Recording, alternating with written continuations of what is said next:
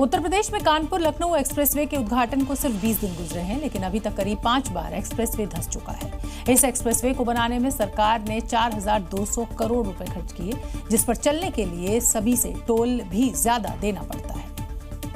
लेकिन हालात ये है कि जगह जगह एक्सप्रेसवे पर गड्ढे हो गए हैं, जिसका मुआयना जी मीडिया की टीम ने किया।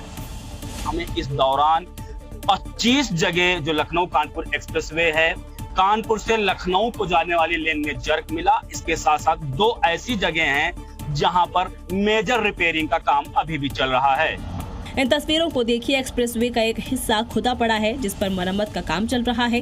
तस्वीरों के माध्यम से देख सकते हैं, ये लगभग 50 से 60 मीटर की रेंज में ये जो एक्सप्रेसवे है उसकी रिपेयरिंग का कार्य चल रहा है। और बताया ये जा रहा है कि इतनी दूरी तक ये जो एक्सप्रेसवे है वो पहली ही बरसात नहीं झेल पाया।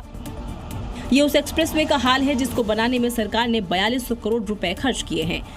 लेकिन उद्घाटन के 12 दिन बाद उन्नाव में सड़क धंस गई। 21 दिन बाद कानपुर से लखनऊ के बीच करीब 25 गड्ढे मिले। 2 जगह लंबे लंबे पैच को ठीक करने का काम किया जा रहा है। ये हाल उस एक्सप्रेसवे का है जिस पर 275 रुपए प्रति कार टोल वसूला जा रहा है, जो देश में सबसे महंगा टोल है। राजस्थान में अवैध और अतिक्रमण के खिलाफ कार्रवाई हो रही है। उत्तर प्रदेश की तर्ज पर यहाँ पर भी राजस्थान सरकार सजग नजर आ रही है। यहाँ स्ट्रीट चीटर हकीम अली के अवैध ठिकानों को मिट्टी में मिला दिया गया है।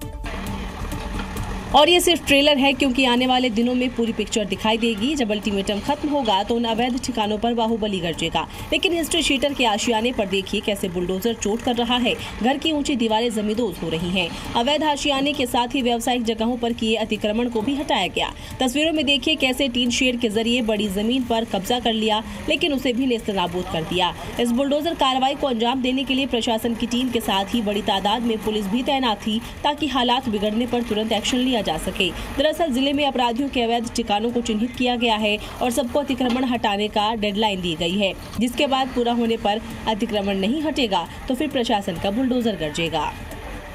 उत्तर प्रदेश के मुजफ्फरनगर में इलाज के नाम पर किस तरह रिश्वत मांगी जाती है, उसका सीसीटीवी सामने आया है। यहाँ एक नर्स ने प्रसूता महिला में 5100 रुपए की मांग की, लेकिन उसकी रिश्वत वाली मांग वहां लगे सीसीटीवी में कैद हो गई। वीडियो में टेबल पर एक नर्स जबकि वार्ड की दूसरी महिला रिश्वत को लेकर बात कर रही है।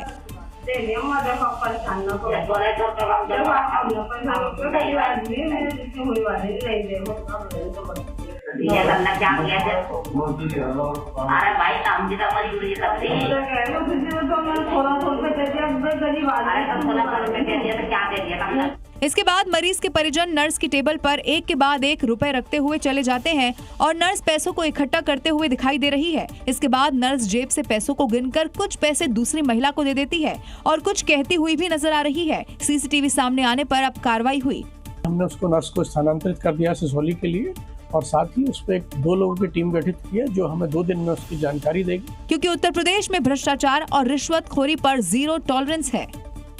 उत्तर प्रदेश के हरदोई में बिजली का पोल गिरने से एक बड़ा हादसा हो गया, क्योंकि इस पोल की चपेट में आने से 9वीं कक्षा की पढ़ने वाली छात्रा की जान चली गई, जबकि एक लड़की बाल इस हादसे में बची।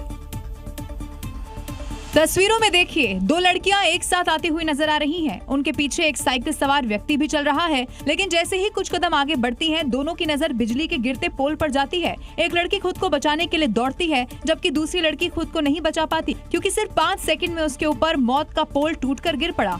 हादसे के तुरंत बाद लोगों ने डंडे की मदद से बिजली के पोल को उठाया, लड़की को उसके नीचे से निकाला, लेकिन तब तक उसकी जान चली गई। खबर है कि एक किराने की दुकान पर सामान उतारने पहुंचे डीसीएम में बिजली की तार फंस गई। अब जैसे ही डीसीएम आगे बढ़ा, बिजली का पोल भरभराकर लड़कियों के ऊपर गिर पड़ा, जिसमें 14 साल की रागिनी की मौत हो गई, जबकि एक लड़की बाल बच गई।